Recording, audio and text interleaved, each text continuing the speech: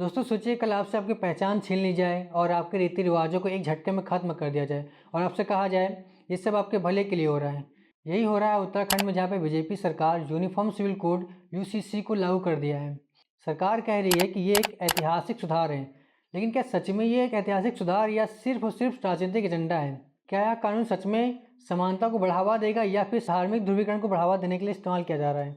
आज हम इस मुद्दे को अच्छे से जानेंगे और सरकार के दावों को भी पड़ताल करेंगे और साथ में उन सवालों पर भी चर्चा करेंगे जिनका जवाब देने से नेता बच रहे हैं।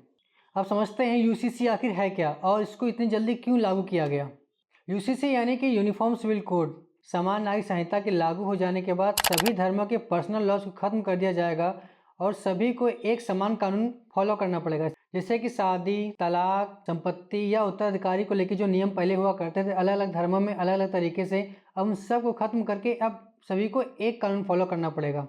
सुनने में तो अच्छा लगता है कि सभी नागरिकों को एक समान अधिकार फॉलो करने पड़ेंगे, लेकिन क्या ये सच में समाज को सुधारने के लिए किया गया है या फिर कोई और ही गेम चल रहा है यहाँ पे? जरा यहाँ ध्यान दीजिए, 2022 में जब इलेक्शन होने थे उत्तराखंड में तो बीजेपी ने ये वादा किया था अगर उनकी सरकार 2022 में बनती है तो ये यूसीसी को तुरंत लागू करेंगे। और ऐसा ही कुछ होता है, जब 2024 के लोकसभा इलेक्शन होने होते हैं तो ये बिल को जल्दी से पास कर दिया जाता है। तो क्या एक संयोग था या सोची समझी रणनीति थी ये? और समझते हैं यूसीसी में क्या बदलाव हुए और क्या बदलाव करना जरूरी थे। इसमें 3 मुख्य बदलाव किए गए हैं जो मैं आपको बताने वाला हूँ। पहला, विवाह और तलाक। अब सभी धर्मों में विवाह का एक सा कानून होगा और तलाक के भी नियम एक जैसे होंगे। दूसरा बड़ा बदलाव है संपत्ति और उत्तराधिकार का। अब बेटा बेटी को एक समान अधिकार मिलेंगे इसको लेके। जो तीसरा और सबसे बड़ा बदलाव है जो काफ़ी चर्चा में भी रहा है, ये है पॉलीगैमी और हलाला को लेके। तो ये पूरी तरह समाप्त कर दिया गया है। लेकिन सवाल उठता है, जब हमारे पास पहले से स्पेशल मैरिज एक्ट था तो ये नया कानून लाना जरूरी था? बहुत लोग का मानना है कि इस नए कानून को सिर्फ एक समुदाय और धर्म को टारगेट करने के लिए लाया गया है। चलिए अब सरकार के दावे और उनकी हकीकत को भी जानते हैं।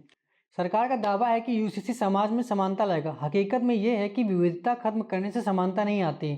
क्या एक कानून सब पर थोपना सही है? और सरकार ये भी दावा करती है कि इससे महिलाएं सशक्त होंगी। हकीकत ये है कि अगर महिलाओं की इतनी ही चिंता है तो महिला आरक्षण बिल अभी तक क्यों नहीं लागू किया गया? दहेज और घरेलू हिंसा जैसे मामलों में अभी तक सुधार क्यों नहीं हुआ? सरकार ये भी दावा कर रही है कि इससे समाज को न्याय मिलेगा, जबकि हकीकत यह है कि इससे आदिवासियों को बाहर रखा गया है। तो क्या ये मुस्लिमों को टारगेट करने के लिए लाया गया है? और आप जानते हैं कि यूसीसी का विरोध क्यों हो रहा है और कौन लोग कर रहे हैं?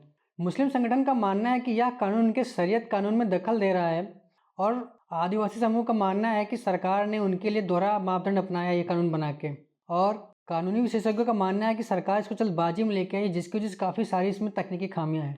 तो सवाल यह उठता है, क्या सच में यूसीसी को एक समुदाय को टारगेट करने के लिए इस्तेमाल किया जा रहा है? अगर सरकार सच में समाज का सुधार करना चाहती थी तो ये बिल सिर्फ उत्तराखंड में क्यों लागू किया गया? सरकार बीजेपी की उत्तराखंड में भी है और पूरे देश में भी है, चाहती थी पूरे देश में भी लागू किया जा सकता था। तो क्या ये सिर्फ चुनावी स्टंट था या फिर महंगाई, बेरोजगारी, भ्रष्टाचार जैसे बड़े मुद्दों से सरकार जनता को भटकाना चाह रही है? अब मैं सरकार से कुछ सीधे सवाल करना चाहूँगा जो इसका जवाब उनको देना चाहिए। अगर यूसीसी इतना ही जरूरी था तो ये पूरे देश में क्यों नहीं लागू किया गया और आदिवासी समुदायों को इससे बाहर क्यों रखा गया? और सरकार महिलाओं की हक की बात तो कर रही है, लेकिन महिला आरक्षण बिल पे चुप क्यों बैठी है? क्या यह कानून सिर्फ धार्मिक ध्रुवीकरण के लिए लाया गया है? समस्या धर्म नहीं, राजनीति है। अब आपकी बारी है। आपको क्या लगता है कि यूसीसी ला के सरकार ने अच्छा कदम उठाया है या फिर सिर्फ एक राजनीतिक चाल है? अपनी राय में कमेंट में जरूर बताएं। अगर आपको ये वीडियो पसंद आया हो तो लाइक करें, दोस्तों के साथ शेयर करें और सब्सक्राइब करना ना भूलें। मिलते हैं किसी नेक्स्ट वीडियो में एक नई और दिलचस्प जानकारी के साथ।